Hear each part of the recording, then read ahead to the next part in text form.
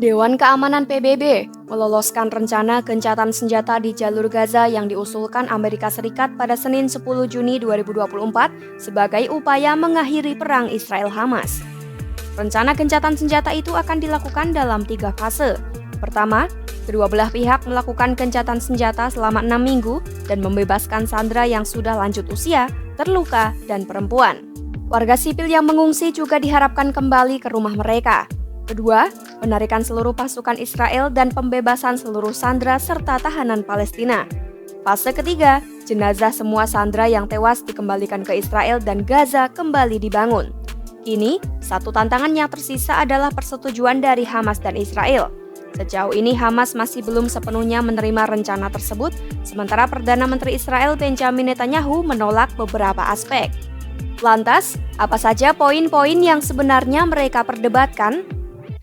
Hamas bersikeras tak akan membebaskan sandera yang tersisa, kecuali terjadi gencatan senjata skala penuh disertai mundurnya semua pasukan Israel. Namun Netanyahu masih ingin menghancurkan kekuatan militer dan pemerintahan Hamas dengan tujuan supaya Hamas tak lagi menyerang seperti yang terjadi pada 7 Oktober 2023. Jika semua pasukan Israel mundur tanpa menghancurkan Hamas terlebih dahulu, Hamas disebut masih terus memegang kendali wilayah Gaza dan mempersenjatai diri kembali. Keadaan menjadi rumit saat membahas fase kedua. Hamas tampak masih khawatir jika Israel terus melanjutkan perang setelah sandera-sandera yang paling rentan dibebaskan. Jika tidak, Israel mungkin saja mengajukan tuntutan yang tidak ada di kesepakatan awal dan tak dapat diterima Hamas. Jika Hamas menolak, Israel diduga akan kembali melanjutkan perang.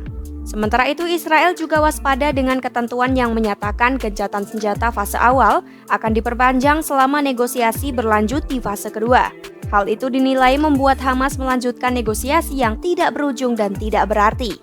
Masalah lain yang dapat menggagalkan gencatan senjata yakni kurangnya rasa percaya antara Israel dan Hamas. Ada pula tekanan kuat dan kontras terhadap Netanyahu yang dapat menjelaskan kebimbangan terkait usulan terbaru itu. Terlebih, mitra sayap kanan koalisi Netanyahu menolak rencana usulan AS itu dan mengancam akan menjatuhkan pemerintahannya jika ia mengakhiri perang tanpa menghancurkan Hamas. Hal ini dinilai sulit bagi Israel atau Hamas sepenuhnya menyerah pada perundingan.